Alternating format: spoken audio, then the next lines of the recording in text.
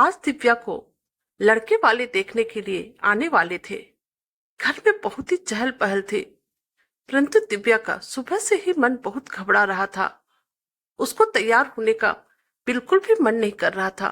बार बार तैयार होना और लड़के वालों के सामने अपने आप को किसी वस्तु की तरफ प्रेस कर देना, इन सब से दिव्या परेशान हो चुकी थी।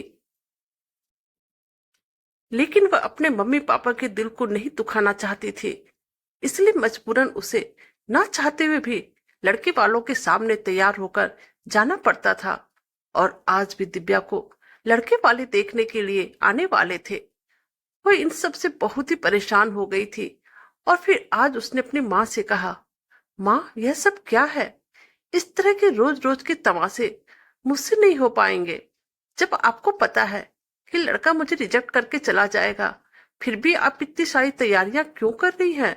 आप और पापा सुबह से ही इतने परेशान हो रहे हैं और मुझे पता है कि आपकी पूरी मेहनत बेकार हो जाएगी। हर बार आप अपनी उम्मीद से तैयारी करती हो, लेकिन दिव्या अपनी बात पूरी कर पाती उसके पहले ही उसकी माँ ने उसे रोका और कहा, तू कुछ ज्यादा ही सोच रही है। इस तरह की बातें नहीं करते हैं। अच्छा सोचो तो अच्छा ही होगा। और आज मेरा मन कह रहा है कि यह रिश्ता तेरे लिए ही बना है। आज सब कुछ सही रहेगा। देखना, लड़के वाले तुझे देखकर मना नहीं कर पाएंगे। आखिर मेरी बेटी है ही इतनी सुंदर। माँ, यह तुम भी अच्छे से जानती हो, ये सच नहीं है। काश कोई मन की सुंदरता को भी समझता तो बात अलग थी। आप लोगों को तो पता है, मेरी छोटी हाइट के कारण सारे लड़के वाले मुझे रिजेक्ट करके चले जाते हैं। मैं आपकी बेटी हूँ, इसलिए आपको मुझ पे कोई अपूर्ण नजर नहीं आता है। लेकिन लड़के वालों को तो परफेक्ट लड़की चाहिए, और वह मैं नहीं हूँ। तुम सारी बातें जानती हो कि मेरे छोटे कद के कारण सभी लोग मना कर देते हैं। फिर भी तुम मुझे उन लोगों के सामने प्रदर्शन करने के लिए कहती हो। यह मुझे बिल्कुल पसंद नहीं है। कहते हुए दिव्या कुर्सी पे निढाल होकर बैठ गई। अब उसकी माँ उसे समझाते हुए बोली, अरे तू भी ना कुछ भी सोच रही है, थोड़ा पॉजिटिव सोच। पंडित जी के कहने पर तूने भी 16 सोमवार के व्रत किए थे ना। देख, उन व्रत का ही फल है। अभी कुछ दिन पहले ही तेरे व्रत पूरे हुए हैं, और देख तेरे लिए कितना अच्छा रिश्ता आ गया, आगे से चलकर आया है। अब तो उदास मत हो, उन लोगों को आने का समय हो रहा है। जल्दी से तैयार हो जा, मैं खाने की तैयारी करती हूँ। दिव्या की उम्र 25 साल हो रही थी। वह सर्वगुण संपन्न थी। पढ़ाई से लेकर घर के कामों में उसकी माँ ने उसे निपुण किया था। जो भी रिश्तेदार उसे जानते पहचानते थे, सभी यह कहते थे, जिस घर में भी उसकी शादी होगी, वह घर ऐसी बहू को पाकर धन्य हो जाएगा। दिव्या के माता पिता भी दूसरे माता पिता की तरह चाहते थे कि समय रहते उनकी बेटी की शादी हो जाए। इसके लिए वे यथासंभव प्रयास कर रहे थे, मगर हर रिश्ते में दिव्या की छोटी हाइट के कारण दिक्कत आती थी। शाम को अपनी माँ के कहने पर दिव्या तैयार तो हो गई, मगर फिर वही सब कुछ सामने आया जो लड़का उसे देखने आया था। उसके पापा दिव्या के पापा से बोले, देखिए भाई साहब, ये रिश्ता हमें मंजूर है, मगर हमें दहेज चाहिए।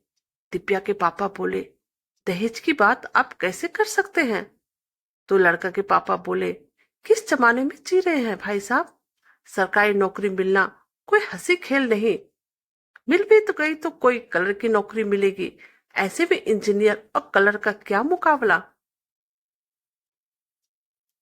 यदि आप हमें मनचाहा दहेज देने के लिए तैयार हैं, तो फोन लगा दीजिएगा। अभी हमें आज्ञा दीजिए। और यह कहकर लड़के वाले चले गए। उनके जाने के बाद दिव्या के पापा उदास होकर बैठ गए। तो दिव्या उनके पास आई और बोली, पापा, आप आज तक मेरे छोटे कद के कारण परेशान हो रहे थे, मगर अब मुझे समझ में आ गया कि मुझे अपना कद बढ़ाना ही होगा। मुझे सिर्फ 1 साल दे दीजिए। आपकी बेटी इतनी काबिल है कि उसके लिए लड़कों की लाइन लग जाएगी। दिव्या के पापा कुछ नहीं बोले और बस सिर्फ मुस्कुराकर अपना हाथ दिव्या के सर पर रख दिए।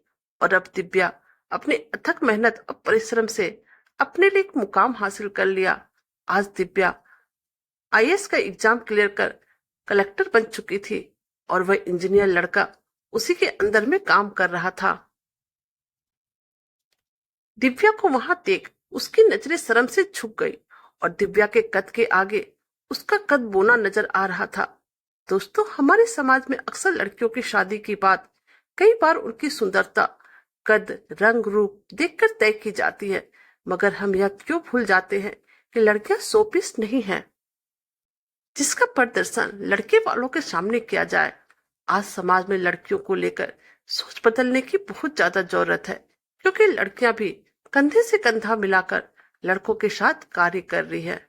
तो दोस्तों, कहानी अगर आपको अच्छी लगे तो प्लीज लाइक कीजिए, सब्सक्राइब कीजिए और शेयर कीजिए। Thank you.